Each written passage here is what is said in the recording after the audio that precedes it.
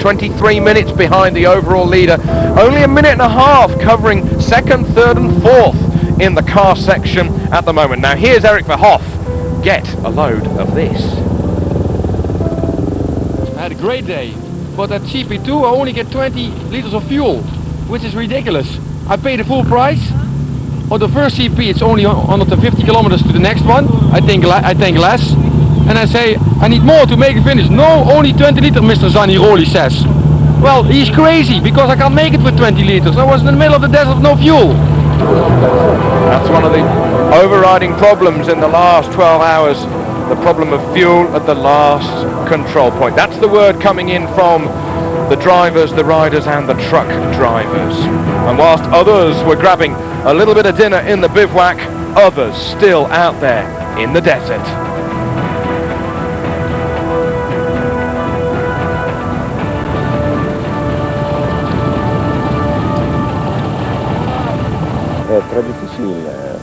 He says, at the finish, he says, the last 70 kilometers, so difficult. We're so very tired, but we've got here and we're going to continue.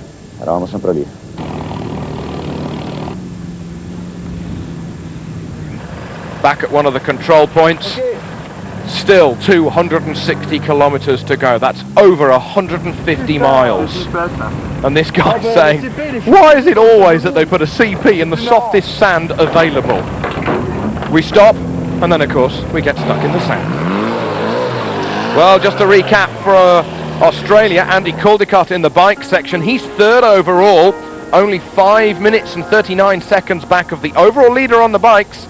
His teammate David Schwartz from South Australia in 37th position overall on his KTM 450 with support from KTM Australia. Well done to David as a rookie, and Andy, I can tell you, is doing a sterling job.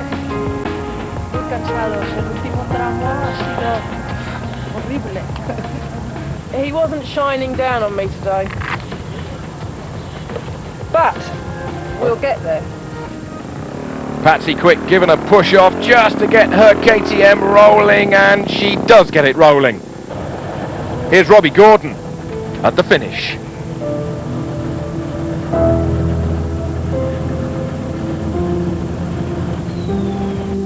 It was very tough, and we're just happy to be here. And what were your main trouble? Dunes, navigation, fuel, grass, everything? Fuel. We were almost out of fuel. Finished with 1 liter when we got back. Very close to running out.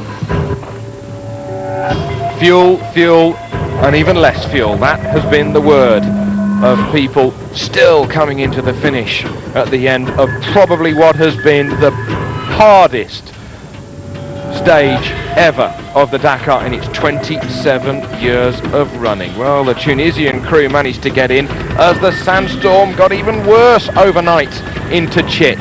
The conditions absolutely unbelievable. Andrea Meyer, she managed to get to the finish on the end of a tow rope.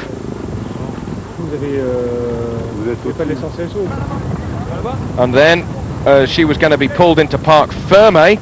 Remember, it was a marathon stage. They pulled her car without her even being in it. But at this stage, you can only laugh.